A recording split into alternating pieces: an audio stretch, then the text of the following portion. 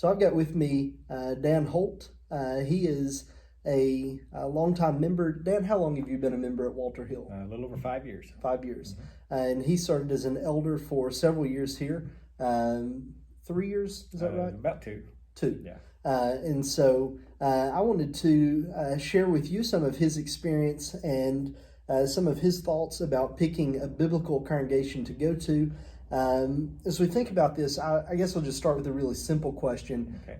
What would you say to look for in a congregation? Well, if I was moving to an area, I would want to identify a congregation that is sound, teaches, practices what the Bible says, focuses on building Christians, strengthening them, helping with their Christian walk, not just entertaining, and Right. not just we're here to have fun. We're here to work for the Lord. I think Christianity is not a spectator sport. We need to be on the field and actually working. Very good. And so, in talking about looking for a congregation, what are some of the methods that you would use in looking for a congregation to go to? Okay, good question.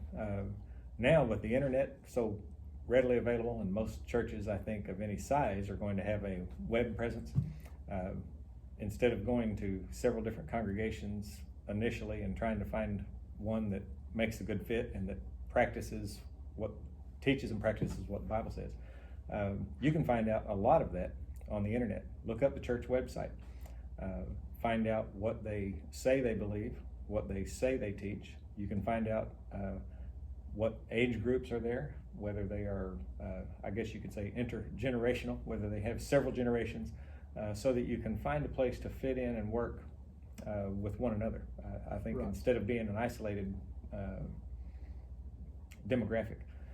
So I would think, look at the website and identify congregations that believe and practice the truth, and then make your visiting more productive, and, Right. and attend several times Sure. at each one to find out, are they practicing what they say on their website that they do. Just like in any advertising, you need to verify that they're really doing what they say they do and really believe what they say they believe. Then you can find out in personal visits whether they are warm and friendly and caring, whether they really are speaking the truth in love, or whether they just say that but don't really do that. Right. So I think identifying the website, places to consider, and then actually visit them multiple times. Get to know the people, discuss issues that are of significance to you, find out what their approach to missions is, and how involved different age groups are within their congregation, and how you can fit into that component. Right. Very good. So you would say more or less take a research Yes. approach to it. Right. Look at the website, things like that. But then once you research, then investigate. Absolutely.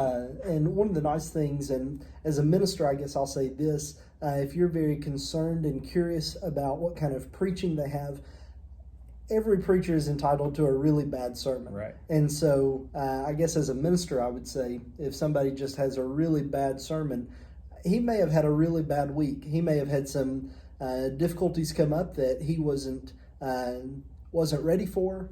He may have had some personal things go on or other church things go on that you don't know about because you're not plugged into that congregation. Mm-hmm. And that has affected him in some way in the sermon that he brought. Maybe it was something that was more focused towards something that those members needed to hear instead of something that maybe connected with a lot of their guests.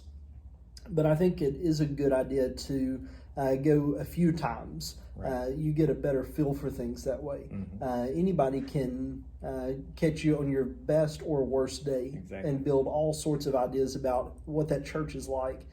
So one of the good things you could do is go several times. I will ask this, what are some red flags that you might look for when you're doing research or when you go in person? Okay. Well, one of the red flags, I think, again, from the website, before you ever show up, look at their pictures that they post. And you can find out whether they use instrumental music, as an example. You can find out a lot of things just from looking at the pictures. You can find out how involved the children are, how involved the adults are. Again, you'll need to verify that. But you can just pick up a lot of clues that way. And then as far as when you actually visit the congregation and get to know some of the people there, I would look for sermons, and you can even incidentally watch sermons online as well. So before you show up, you can already have seen multiple sermons from the preacher. But I would be alert to lessons that are just feel-good lessons. And we need those, and we need to feel good. Right. But we also need to be challenged.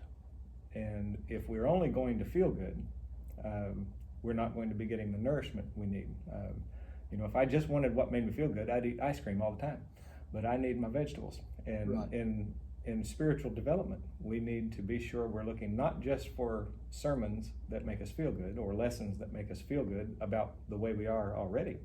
Mm-hmm. We need to seek lessons and study what will make us be better. Very good. And so that, again, you're not going to get that on 1 or 2 visits. Right. But a red flag would be only feel-good sermons. And in contrast, only sermons that are always just jumping on you. Right. There needs to be a balance, I think. Sure. So that would be one of the red flags. And again, when you visit a congregation and get to know some of the people, I would look for one red flag would be if it looks like there is 1 or 2 or a small group that maybe are a clique or maybe dominate and kind of push their way through everything. And if you pick up on that, that's a red flag that I would be alert to. Sure. Because that's not productive for the relationship. Right. But look for opportunities to serve. If you feel like an outsider all the time, right, you're not going to grow. Sure. You need to be plugged in. And I think just to clarify your point there, I think that when you say that people kind of push through and kind of are dominant in their personality, it's not necessarily doctrinally right. pushy. They may be doing all the right things, but if people only insist on their own way, you think about how Paul describes love in 1 Corinthians 13. Love doesn't insist on its own way. Right. Some of those things can be traditional in nature or just personality or opinion based. Right. So we're not necessarily just talking about doctrinally things have to be a certain way. Exactly. Really, we mean something totally different right.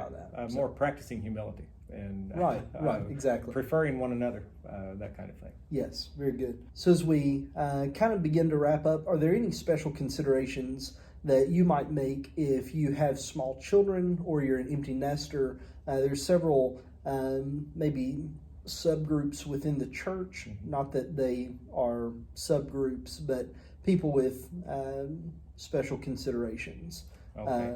Or fit into generally smaller groups. Right. Well, I would think if I was a parent of small children, then I'm going to be concerned not just about what the preacher says from the pulpit. I would want to know what goes on in the classroom. And if possible, maybe I could visit the classroom while in action. To observe. Is the teacher able to actually do something and engage the children? Will the children profit from their time there? Or is it just crowd control? And the right person or persons in dealing with those children can make a world of difference for all the other children in the room. So I would try to find out about the Bible class programs if I have children that Sure. would be attending those children's Bible classes. At whatever age. If it's middle school or high school, there would be a different approach. But still, you want to know what's going on. And maybe when you're visiting, make sure your children visit those classes. And then talk to your children about how things went in the class and whether they learned something constructive or whether they were warmly welcomed, those kinds Sure. of things. Right. Very good.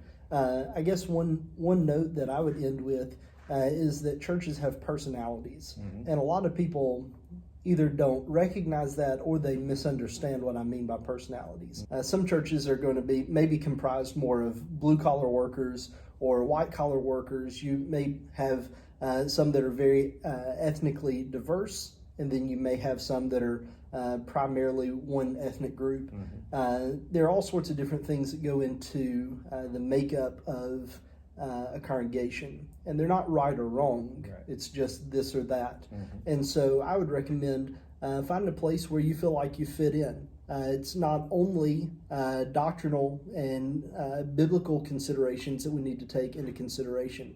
You could go to one of the most sound churches in your city, and if you don't fit in there, just because humans tend to like to fit in with people. Right. If you don't fit in, you may not seem welcome. You may not get to work the way you should. And so I think finding a place where you feel like you fit in is also important. Exactly. Not the chief consideration for you to make, obviously.